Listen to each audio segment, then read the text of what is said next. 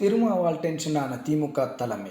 நாடாளுமன்ற தேர்தலில் அந்த தமிழக அரசியல் கட்சிகள் கூட்டணி தொடர்பாக பல்வேறு வியூகங்களை வகுத்து வருகின்றன. அதன் அடிப்படையில் திமுக கூட்டணியில் பெரிய கட்சிகளாக உள்ள வி.சி.க., மார்க்சிஸ்ட் கம்யூனிஸ்ட் கட்சி, இந்திய கம்யூனிஸ்ட் கட்சி, ம.தி.மு.க. போன்ற கட்சிகள், காங்கிரஸ் போன்ற கட்சிகள் திமுக தலைமையிடம் தாங்கள் எதிர்பார்க்கும் தொகுதிகளின் பட்டியலை கொடுத்து வருகிறது.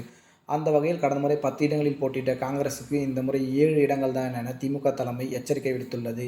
மேலும் கம்யூனிஸ்டுகள், ம.தி.மு.க. என அனைவருக்குமே தலா 1 இடங்களை கொடுப்பதும், அதில் உதயசூரியன் சின்னத்தில் போட்டியும் என திமுக தலைமை பல்வேறு கட்டுப்பாடுகளை இட்டு வருகிறது. ஆனால் வி.சி.க. தலைவர் திருமாவளவன் அவர்களோ திமுக சொல்லும் இடங்களில் போட்டியிட மறுப்பதாகவும் பரபரப்பு தகவல் வெளியாகி இருக்கின்றன.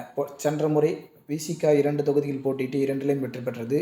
விழுப்புரம் தொகுதியில் உதயசூரியன் சின்னத்தில் போட்டியிட்டு ரவிக்குமார் வெற்றி பெற்றார். ஆனால் சிதம்பரம் தொகுதியில் திருமாவளவன் அவர்கள் பானை சின்னத்தில் போட்டியிட்டு வி.சி.க.வின் உறுப்பினராகவே வெற்றி பெற்றார். அதனைத் தொடர்ந்து இந்த முறையும் 2 தொகுதிகளை வி.சி.க.வுக்கு ஒதுக்க திமுக தலைமை முடிவு செய்தது. ஆனால் சமீபத்தில் திருச்சியில் கூட்டிய பிரமாண்ட மாநாடு காரணமாக திருமாவளவன் அவர்கள் ஒரு சீட்டை உயர்த்தி கேட்டிருக்கிறார். 3 தொகுதிகளை கேட்டு திமுக தலைமையிடம் அழுத்தம் கொடுத்து கொண்டிருக்கிறார். அதில் சிதம்பரம், விழுப்புரம், கடலூர் என அந்த 3 தொகுதிகளை நிச்சயம் வி.சி.க.வுக்கு ஒதுக்க வேண்டும் என திருமாவளவன் அழுத்தம் கொடுத்திருப்பது திமுக தலைவர்களிடையே மிகப்பெரிய கலக்கத்தை ஏற்படுத்தியுள்ளது.